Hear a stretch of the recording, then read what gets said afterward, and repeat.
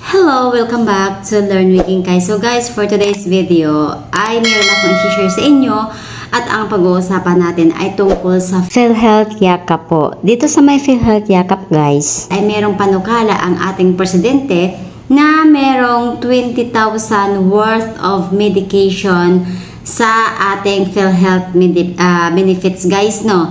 Ayan, so based in my experience guys, at ako mismo ang nag-apply, kung tayo po ay na-confine guys, kung tayo po ay gumamit na ng ating PhilHealth, ayan po, dito sa ating eGov.ph guys, ayan, malalaman po natin at makikita yung ating record guys. So paano nga po ba ang gagawin at ano ba ang paano ito umpisahan?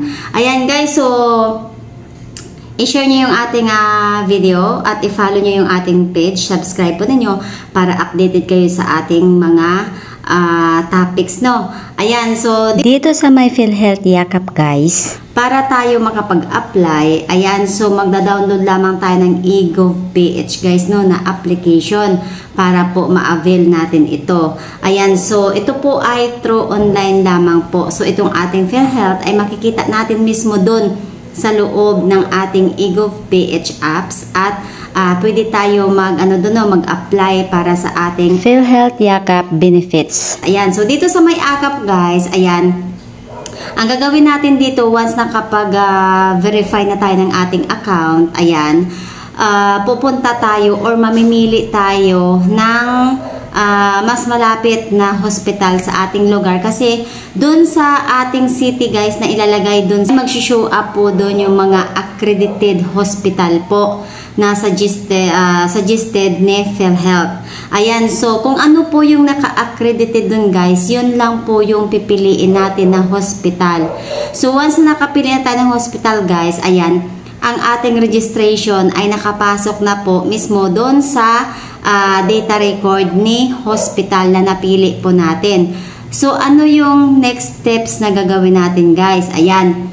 So, para ma-avail natin yung amount ng Yakap guys, ang amount na 20,000 pesos guys ay hindi pa po siya available or hindi pa siya maa-avail. So, ano po ba ang pwedeng mangyari at magkano? So, doon sa accredited hospital na napili po ninyo guys, ay pupunta po kayo doon. So, dapat guys, dala natin si pasyente once na pumunta na tayo doon sa hospital or sa accredited hospital na napili po natin. Bakit po natin kailangang dadalhin? Dahil po si doktor ng Yakap ay kailangan pong makikita or ma-check up ulit si pasyente, no? Ayan, so kung hindi natin madala si pasyente, ayan, hindi po natin maa-avail yung amount na kung magkano yung maa-avail natin dun sa hospital. At guys, yung maa-avail natin sa hospital ay bawat hospital po ng ating cities ay meron lang po silang limit.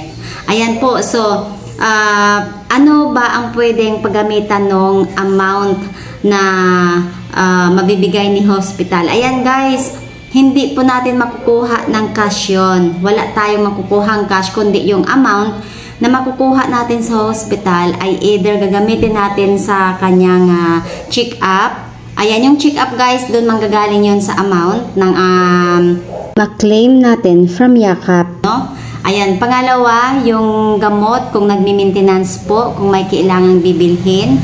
Ayan po, pero dun po sa loob mismo ng hospital lang yun, makukuha kung ano lang yung may mga available silang gamot doon. Or, pwede natin magagamit sa kanilang mga laboratory examination guys. Ayan, so tatlo po ang mapupuntahan ng pera guys, no? Una sa check-up, pangalawa sa gamot, kung nagmi-maintenance, at pangatlo po yung sa laboratory. So, doon po mapupunta yung amount na maibigay ni hospital sa ating pasyente from PhilHealth Yakap. Ayan, so sana nakatulong itong idea sa inyo at sana nakapagbigay kaalaman sa ating mga nagtatanong tungkol sa PhilHealth Yakap. Ayan, so para sa marami pang video tutorial, ayan guys, subscribe my channel and don't forget to share and like.